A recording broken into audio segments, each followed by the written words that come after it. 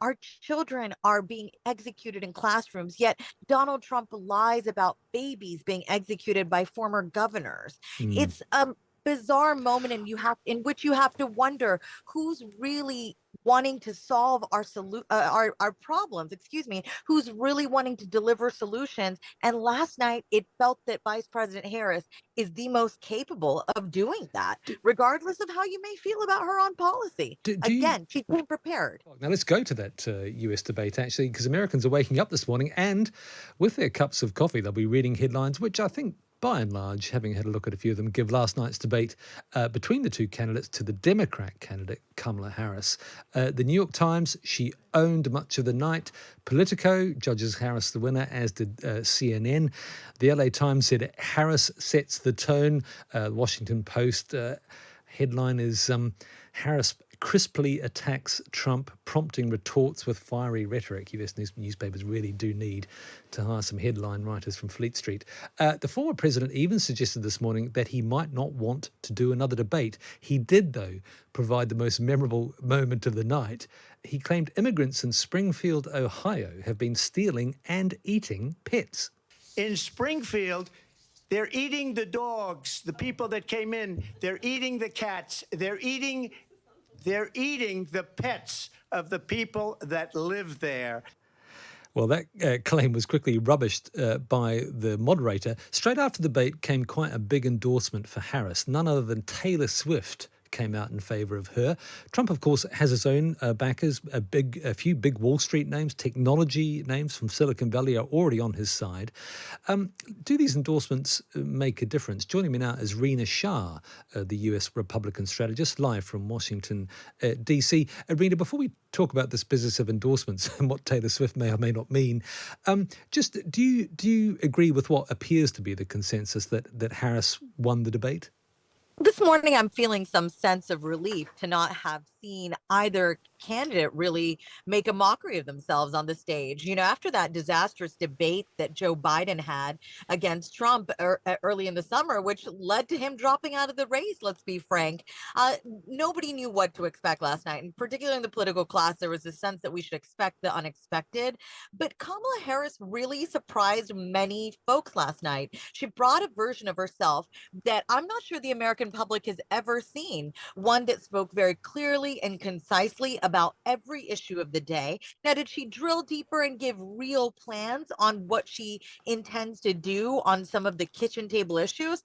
I'm not sure about that. But in terms of winning, I think it was obvious that Donald Trump was not last night's winner. That's a very good point you make about Harris, because often the stereotype of her is that she's rambling, unable to form proper sentences. But that wasn't the case last night, was it?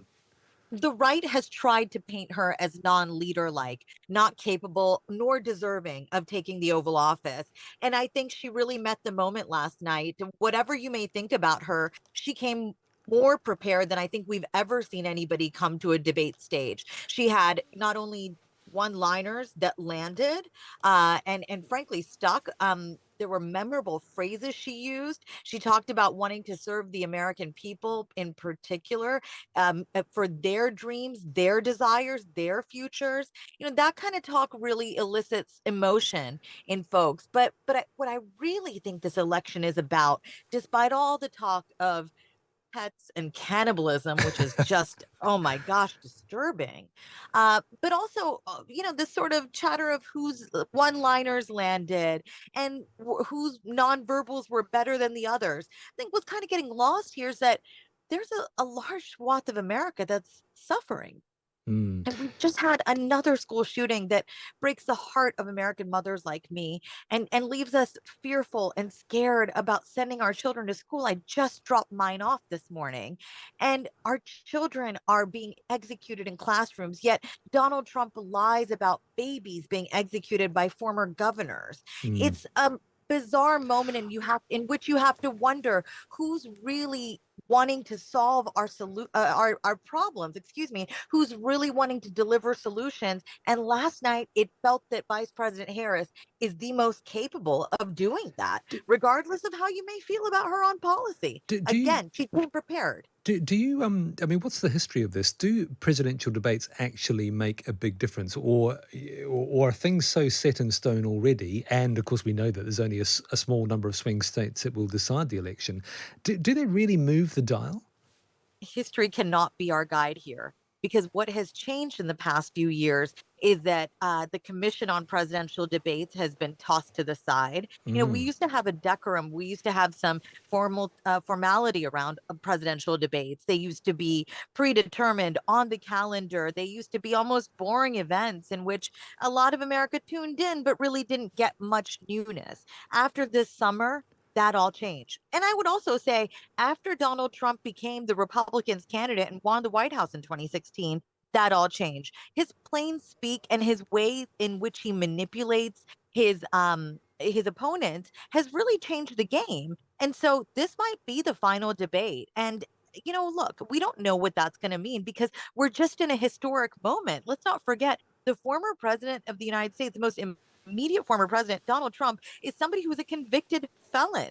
And Kamala Harris is a sitting vice president, but she is running a very tight campaign because it's such a condensed timeline. We're not used to this kind of, what can I say, uncharted territory for our presidential races. So history cannot be our guide here. Taylor Swift is a cultural, and I think it probably has to be said, economic phenomenon as well. She is unbelievably popular. Do you think? I mean, there's a long history of celebrities endorsing one candidate or another. Do you think people? I mean, I'm possibly making too much of this. Do you think it really matters that she's come out for Harris? Well, celebrity endorsements don't typically move the needle in any political race.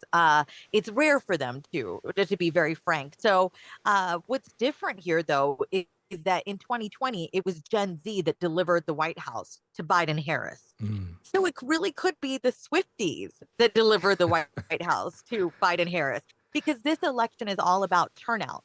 So if Swifties who were on the fence and not sure take Taylor's lead, they really could be moved to the polls. And if they're moved for her, well, that really means something. But we don't really have good empirical evidence to show us how that happens. Again, we're so close to election day. And look, I honestly, I don't know if anyone looks to Taylor Swift for serious advice about serious things. And if they do, they're probably not that mature yet. And I don't mean that to be an aim at anybody's integrity or character here. I'm just talking about actual age and maturity here. She does appeal to a younger demographic of Americans, and some are not eligible to vote. J- But j- the first time voter here is really important. We don't have any good data to lead us to conclusions of what they're going to do. But here's what I really intend to say. Harris already has the Gen Z women's vote anyway. So in essence, the Swift endorsement, we just don't really know what it means. It is exciting, though, for her. It certainly is, and exciting for my 10-year-old daughter as well. Rina Shah, US Republican strategist, thank you very much.